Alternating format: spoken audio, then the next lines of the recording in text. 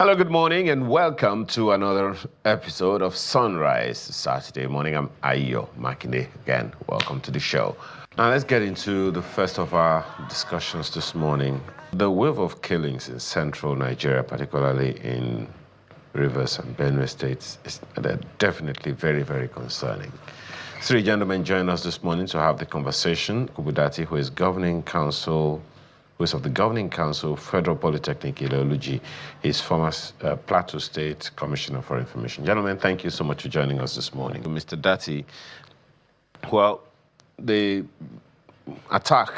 fresh attacks by gunmen in two communities in Plateau State that left 19 people dead on Thursday is a very, very troubling one as well. And incidentally, the governor of Plateau State was with the president in Benue when he visited.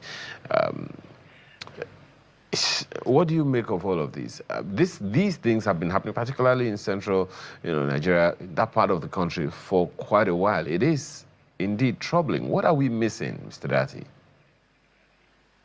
Thank you very much. I think first and foremost, we need to move away and looking at what are the strategies on ground. It's important to commend President Bola Ahmed Tinubu for rising to the occasion by deploying strategies instead of sitting down and lamenting, because as we lament, the situations will still continue. President has showed leadership by first and foremost signing into law the forest guard, because we have a lot of open spaces that are ungoverned spaces.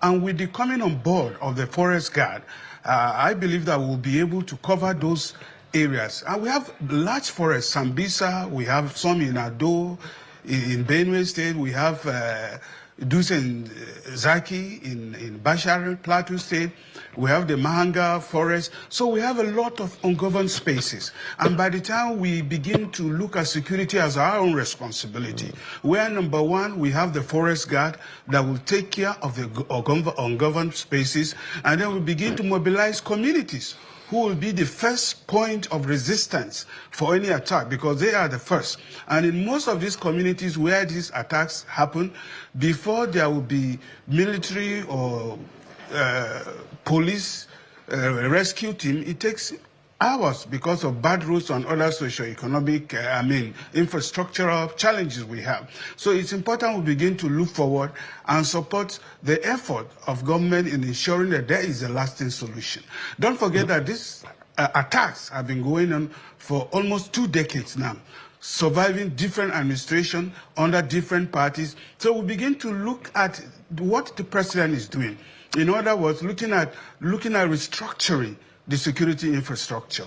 And the security, first and foremost, the community must be mobilized, trained to be able to be the first point of defense, because they are the first attack. They know the community. And the forest guards has a component of employing those within the communities who understand. They will also be able to handle the area of intelligence gathering and also collaborating with security agents. But they will also be the first point of attack. But Mr. Dati, is the issue of ensuring that the communities are mobilized.